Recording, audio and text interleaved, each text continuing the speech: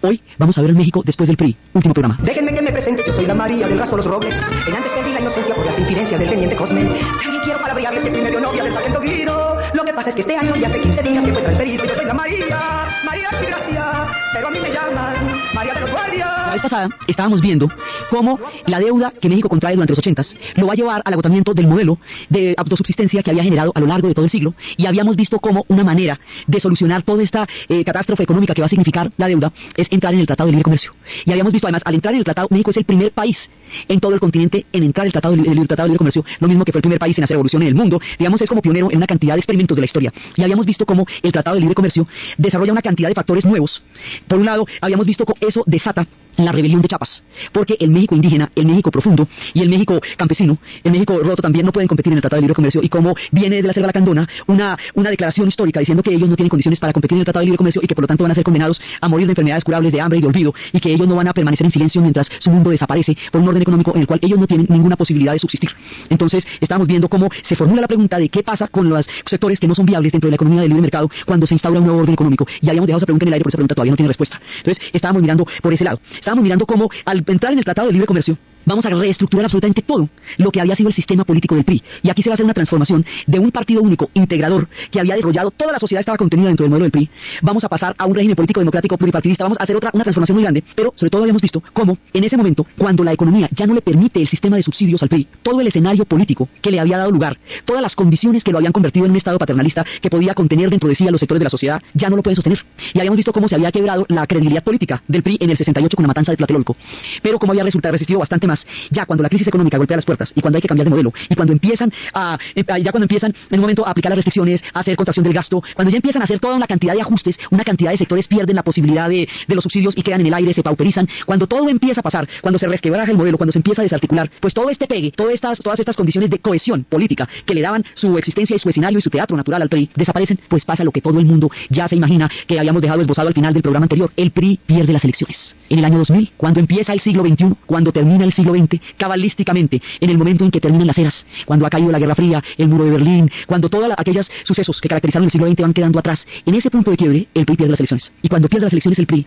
va a entrar un nuevo modelo, va a subir Vicente Fox, y va a entrar un nuevo modelo que supone una cantidad de transformaciones. Entonces las transformaciones van a estar dadas porque hay que crear nuevos mecanismos. El PRI tenía dentro de sí mismo su propia forma de elegirse. Entonces cada candidato daba paso al siguiente. Por eso cuando ganó Bush, después de un mes, en la primera presidencia de Bush, después de un mes de elecciones que todavía no se había podido aclarar quién había ganado, los mexicanos decían que los Estados Unidos llevan un mes debatiendo quién había ganado las elecciones, cuando ellos normalmente sabían un año antes quién iba a ser el siguiente presidente. El PRI había creado todo un mundo a partir del cual el proceso electoral estaba garantizado al interior del propio partido mediante un sistema ritual en el cual todo el mundo se presentaba, pero todo el mundo sabía quién iba a ser el siguiente presidente. Estaba basado en la no reelección para que todo el mundo tuviera un turno. Esto ya era, digamos, una maquinaria aceitadísima que funcionaba por dinámica propia y que hacía que los mismos electores fueran la misma garantía de la siguiente presidencia. Entonces aquí ya nos toca montar un modelo totalmente diferente, que es un modelo político pluripartidista y un modelo político democrático, porque esto es un partido único. ¿Y eso cómo se va a hacer? Nos vamos a montar en una economía que ya no es una economía interna. México todo lo que producía lo invertía para ellos. Ya en este momento es una economía de integración. Entonces, todo esto que alimentaba la sociedad ya no puede ser de esa manera, lo que va a hacer que sectores económicos, y esto dentro del Tratado de Libre Comercio, así como hay sectores que quedan completamente marginados del nuevo orden económico, hay sectores que se adaptan perfectamente al nuevo orden económico y despegan, y se potencian, y se vuelven sectores sumamente pujantes, porque que caen parados en el nuevo orden mundial, están perfectamente compatibles con lo que va a pasar, y eso también sucede en unas cosas y sucede en las otras. Entonces, ahí hay una nueva mirada a la economía, se desarrolla un patrón de consumo que antes era de sustitución de importaciones. Entonces empiezan una cantidad de transformaciones que implican muchos cambios. ¿Cuáles son los cambios que implican? Implican dejar atrás todo el modelo del imaginario histórico que habíamos construido durante el siglo XX. El PRI duró un siglo. En 1910 empezó la revolución, en 1920 se institucionalizó, y de ahí para adelante todo el resto del siglo lo gobernó el PRI. Entonces el siglo XX era con todo el mecanismo como ellos lo habían creado, como ellos lo habían concebido, todo estaba perfectamente, digamos, organizado. Y ese mundo en el que vivieron los mexicanos durante un siglo, ese es el mundo que termina con el Tratado de Libre Comercio, la pérdida de las elecciones del PRI y este nuevo mundo, esta nueva era tan llena de incertidumbres. Entonces, a lo largo de toda la serie, nosotros estamos viendo cómo se formó la nación mexicana, cómo enfrentó todos sus retos, cómo creó su imaginario, cómo creó su identidad. Estábamos viendo al principio, en el comienzo de los tiempos, cómo habían sido un mundo indígena absolutamente colosal, cómo crearon una civilización de tanto bagaje, de tanta riqueza, de una cosmovisión tan profunda, un mundo indígena que les va a dar la fuerza interior para poder soportar las cosas que vimos que soportaron a lo largo de su historia. Ellos van a ser, ante todo, un pueblo indígena, y la reivindicación de ese mundo indígena es el origen de su fuerza y el aguante que ellos tienen para los vientos de la historia.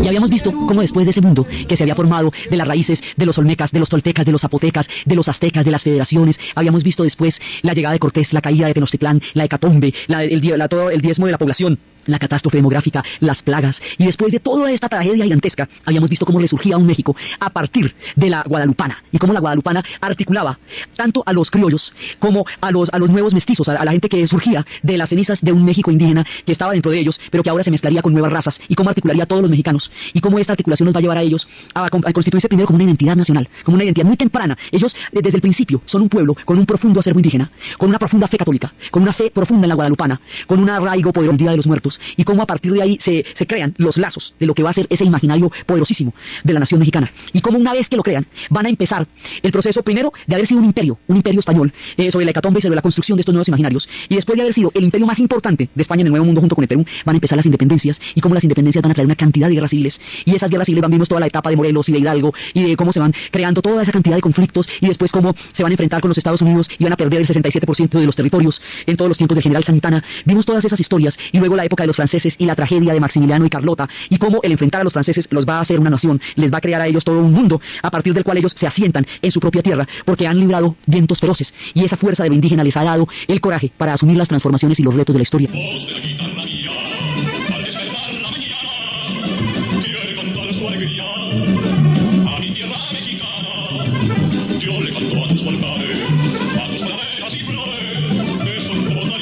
Entonces habíamos visto todo eso, y habíamos visto las figuras de Benito Juárez y todo lo que él implicaba, y después habíamos visto cómo había llegado el porfiriato, y con el porfiriato había llegado una modernización por arriba de México, pero que marginaba a toda una población que quedaba, digamos, a la vera del camino de este México de los grandes capitales y de este México de las modernizaciones del tren, y cómo a partir de ahí empezaba a darse un proceso que marcaría el imaginario de todo el siglo XX, que era la revolución, y la escuchamos a través de sus corridos.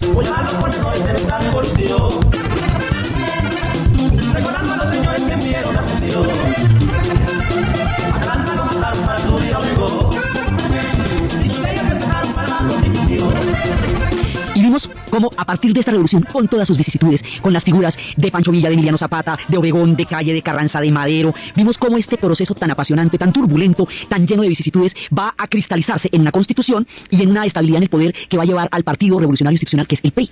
Y cómo el PRI empieza a organizar la nación, como son los mismos hombres que hicieron la revolución, ellos tienen la legitimidad de haber liderado un proceso de tal tamaño, y ellos son los que van a crear esta nación. Entonces habíamos visto cómo, una vez triunfa la revolución, empiezan a montar la maquinaria del partido único, de los sectores de los trabajadores, de los sectores de los campesinos. Cada uno de esos sectores tenía un lugar, un mundo dentro del PRI, siempre y cuando los campesinos no estuvieran representados por los trabajadores ni al revés, cada cual en su lado, pero cada cual representaba una parte del PRI, y el PRI va entrando a componer cada uno de los sectores de la sociedad mexicana, va encontrando la manera de formar parte del PRI, y formar parte del PRI era lo que garantizaba que usted tuviera ascenso y movilidad social dentro de la estructura del Estado, y había para todo el mundo. Habíamos visto cómo había para los trabajadores, cómo habían asumido las vanguardias, todo el vínculo que habían tenido con el proceso de la guerra civil, y habíamos visto cómo Lázaro Cárdenas había creado todo el orgullo mexicano, ya digamos formada la nacionalidad, formada digamos todo el imaginario histórico, ya constituidos en nación. El orgullo de la revolución nos va a sacar adelante, y habíamos visto cómo culturalmente hablando esto va a ser una cosa impresionante desde los tiempos de los muralistas, y habíamos visto de la época de Vasconcelos y toda la reforma educativa, y cómo esa reforma educativa a nivel gráfico se va a traducir en los muralistas, y como entre los muralistas también, entre todas las figuras de Rivera, de Siqueiros, de Orozco, va a aparecer descollante también la figura de Frida Kahlo. Deja que salga la luna,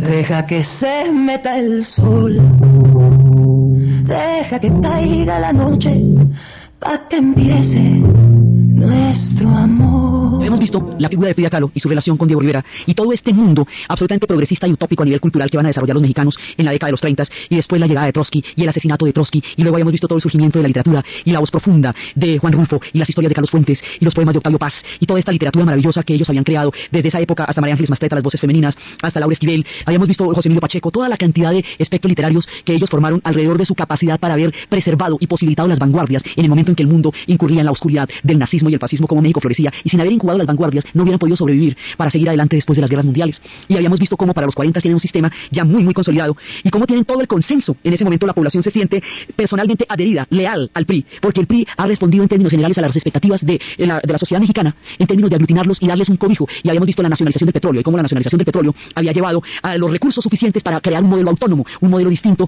a las decisiones que se tomaran en Estados Unidos o se tomaran en otras partes. Ellos generaban desde su propio centro sus propias políticas a partir de los recursos del petróleo. Todos me dicen el negro Llorona, el negro pero cariñoso. Todos me dicen el negro Llorona, negro pero cariñoso. Yo soy como el chile verde, Llorona, picante. Y habíamos visto visto también cómo se va a crear toda la cultura popular y cómo el cine se va a convertir en un factor fundamental del orgullo y de la cultura mexicana. Y vimos todos los personajes de todo ese cine que llevó a las estrellas de la canción a convertirse en ídolos de la pantalla. Y cómo en ese momento descolla maravillosa la imagen de María Félix en la voz de Agustín Lara, que le dedicaba a ella esta historia de María Bonita. Acuérdate de Acapulco, de aquellas noches, María Bonita, María del alma.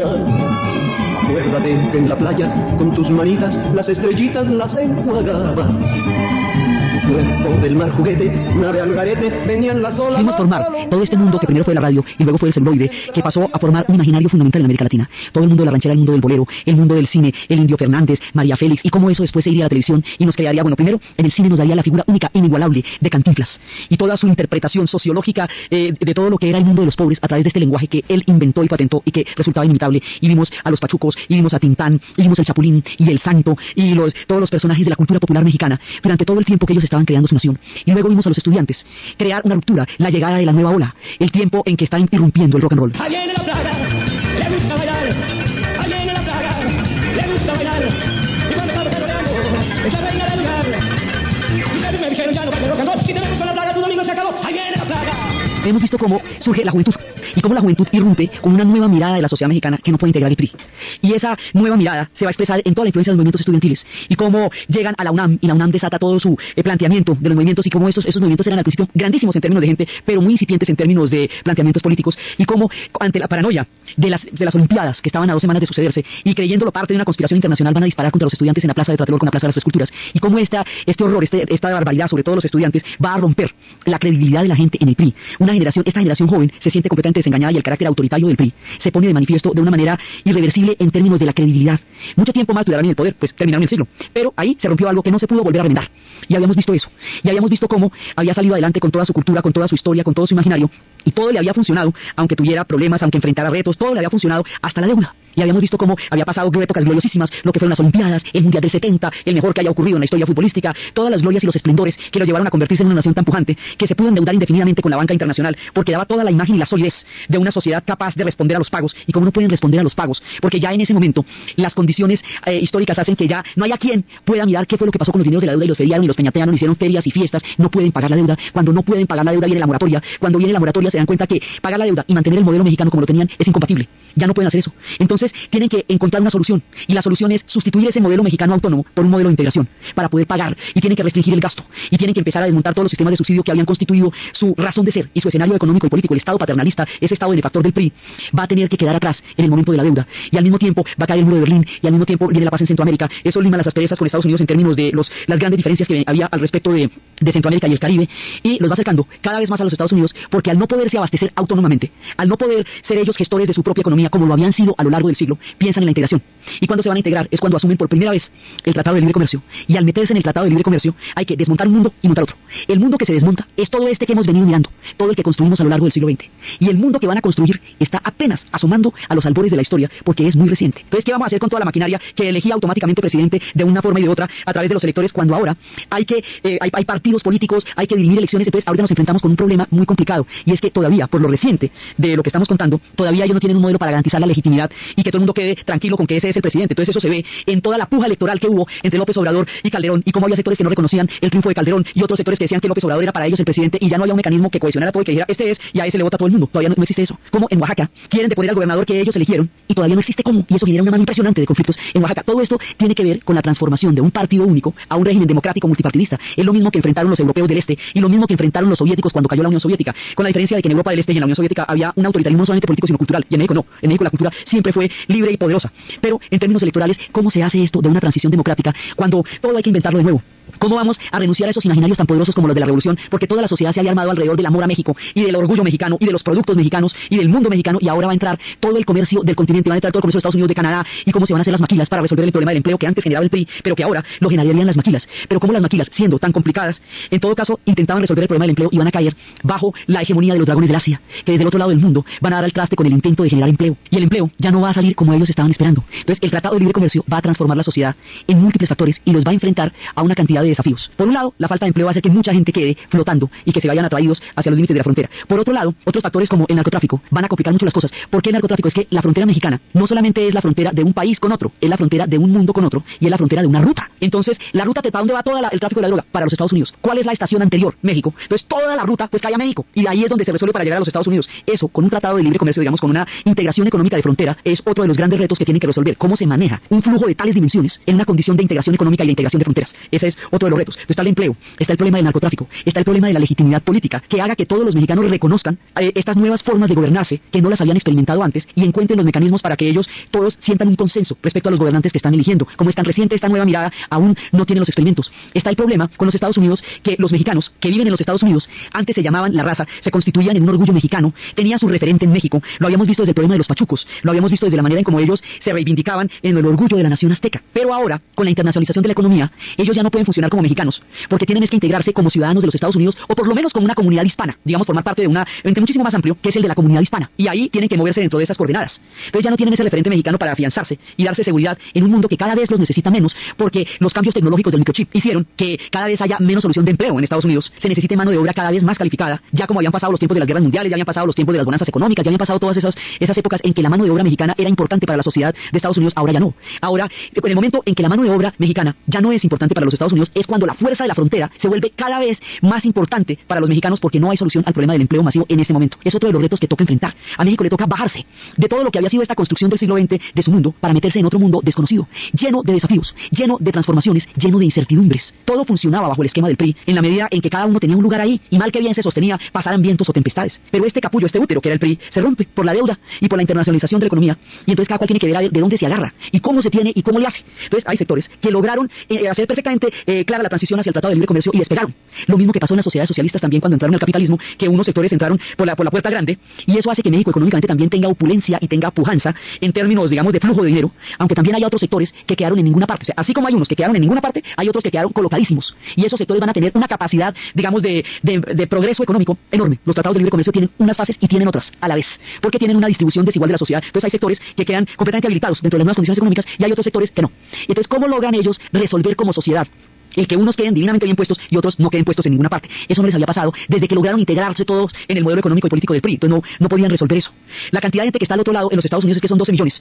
Ya es cada vez más una población más y más grande, que con los tratados de libre comercio tienen que llegar a legalizarse. Tienen que encontrar un punto en el que puedan tener condiciones legales en los Estados Unidos, porque ya no se puede tolerar el hecho de que no tengan papeles, y esto se va a complicar cada vez más hasta convertirse casi en una criminalización. O sea, el no tener papeles en los Estados Unidos se va a volver una cosa muy complicada, porque va a ser objeto de persecución por parte de a los empleadores, a los trabajadores, a toda la gente que les facilite la vida. En la vida se les va a complicar muchísimo la frontera, tanto que empiezan a construir un muro que separe a estos pueblos siameses, cuyas historias están tan profundamente entrelazadas, cuyas historias se explican las unas a las otras, se necesitan las unas a las otras. Ahí, en estos pueblos tan profundamente ligados por todos los desarrollos de su historia, se está creando un muro gigantesco, un muro terrible, donde mueren muchas personas cada día, donde no parece haber salida, donde no parece encontrarse una manera diferente de coexistir entre sociedades que antes, en el pasado, pudieron encontrar fórmulas de existencia y ahora parecen estarse agotando. Este es un problema gigantesco que están enfrentando los mexicanos y frente al cual tampoco parecen tener una solución, y es la que nos están cantando de las historias de la niña.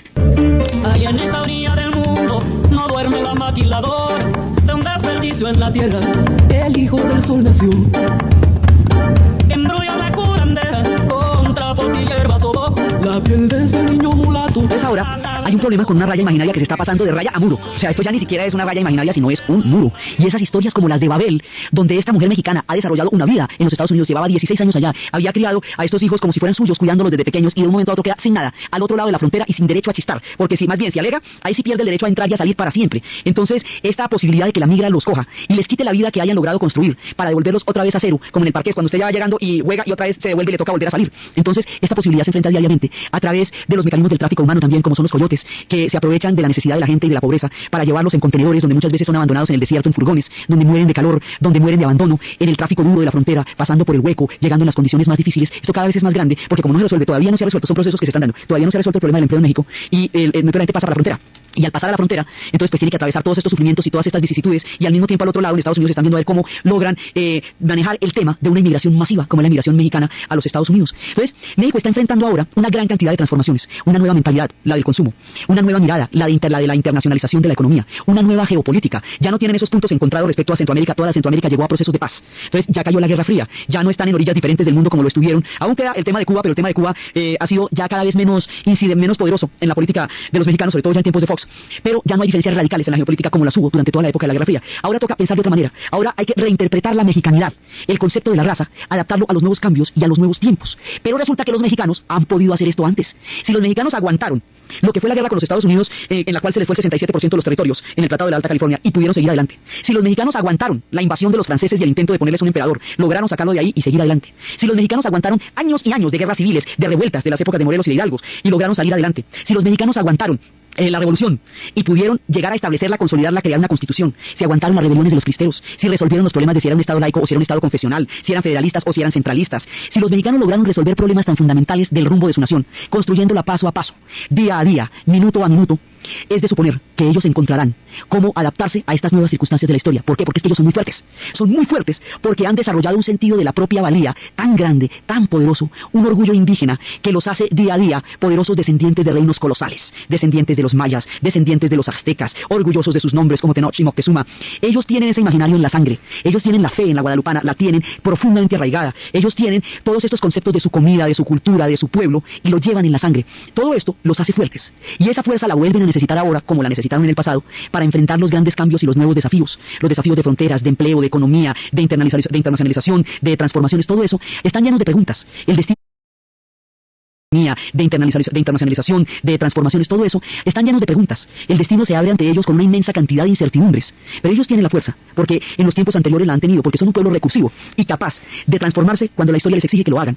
El tiempo que duren en hacerlo no lo sabemos, hace muy poquito, solo 7 años que cayó el PRI, que comenzó el siglo XXI, este siglo recién se estrena, así que todavía no podemos mirar más adelante hacia dónde va, porque estamos encima de una realidad inmediata que apenas si se está dibujando. Entonces, a ellos hace poquitico les pasó todo lo que les está pasando. A la Unión Soviética le pasó ya hace más de 15 años y apenas y están medio cogiendo rumbo. Sí, ellos les pasó como los estados benefactores que cayeron, como todos esos regímenes que cayeron, todo eso, y que están buscando una nueva mirada en la historia. Lo que pasa es que esa nueva mirada y las fuerzas que se están desatando, que transforman la sociedad mexicana, ya no solamente están en México, ya no solamente están en esta metrópoli maravillosa, que trae, y en la gran ciudad de México, donde se reflejan todas las transformaciones y los cambios de la historia de este pueblo, ya no solamente se deciden allá, ahora se deciden al otro lado de la frontera. Ahora toca cruzar la frontera para saber qué sigue, para saber qué pasa, porque las fuerzas que se están moviendo ahora tienen epicentros al otro lado de la frontera. Por eso, porque nos toca cruzar la frontera para saber qué pasa al otro lado, vamos a dar ese salto. Y al dar ese salto dejamos aquí este pedazo de nuestra historia y cruzamos la frontera para llegar a los Estados Unidos, que es nuestro siguiente paso. Cruzaremos la frontera en el siguiente programa y empezaremos con los Estados Unidos a ver qué pasa al norte del río Bravo, a ver qué pasa donde termina el mundo hispano y empieza el mundo anglo, a ver qué pasa donde las cosas tienen otras características y otras fuerzas se desatan que están definiendo el destino no solamente de México sino del mundo, a ver qué pasa al otro lado de la frontera. Y mientras tanto, en los espacios de la música, del arte, de la literatura, del Chapulín, de la Revolución, de Frida Kahlo, de Benito Juárez, de Morelos, de Hidalgo, de Villa, de Zapata, en los espacios de todos estos personajes, de Moctezuma, de Tenochtitlán, de los Olmecas, de todo, de Quetzalcóatl, en los espacios de los grandes dioses, en el águila y el nopal que representa su bandera, allí donde habría de fundarse la Ciudad de México, mientras tanto entre las serpientes emplumadas, entre los grandes imperios, entre los mundos cristeros, entre los mundos de Guadalupe, entre los mundos de los muertos, del Día de los Muertos, en ese imaginario maravilloso en donde hemos estado transitando durante todos estos últimos meses, en la tierra de México, ahí nos despedimos en este momento de ellos para pasar la frontera con la conciencia de la grandeza de este pueblo.